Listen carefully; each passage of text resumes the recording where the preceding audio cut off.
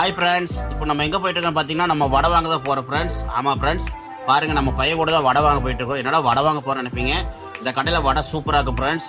மழை வேறு ஒரு வாரமாக வந்துகிட்டே இருக்குது, அதனால தான் நம்ம குளிருக்கு இதமாக வடை வாங்கி சாப்பிட்லான்னு போயிட்டுருக்கிறோம் ஃப்ரெண்ட்ஸ். வாங்க நம்ம போய் வடை வாங்கி சாப்பிட்லாம். வடை இங்கே அல்டிமேட்டாக இருக்குது இந்த கடையில்.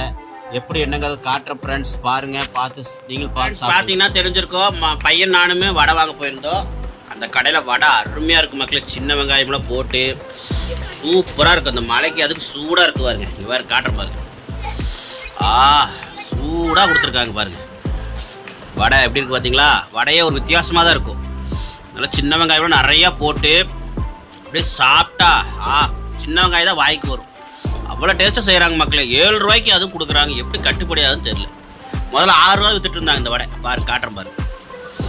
இந்த வடை வெறும் 6 ரூபாய்க்கு விற்றுட்டு இருந்தாங்க. இப்போ வந்து வேறு எவ்வளோக்கு கொடுக்குறாங்க?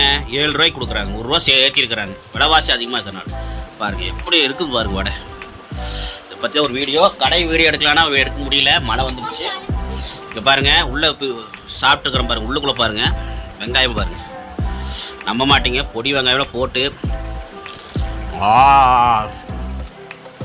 தெரியுங்களா வெங்காயம்லாம்? தெரிஞ்சானே தெரியல.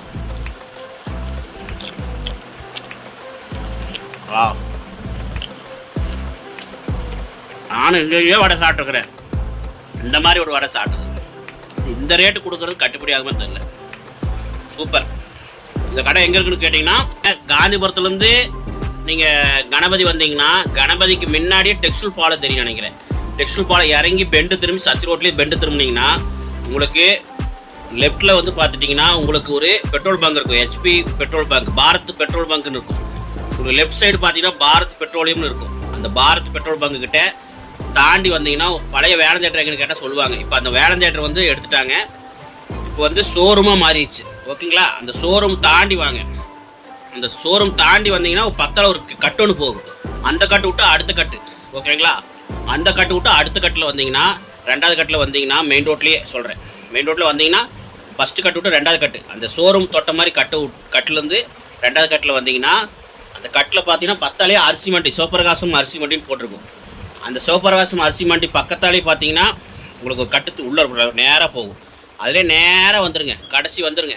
கடைசி வந்தீங்கன்னா இந்தாக்க ஒரு லெஃப்ட்டு திரும்ப இடத்துல உங்களுக்கு ஆப்போசிட்டில் ஒரு டீ கடை ஒன்று இருக்கும்.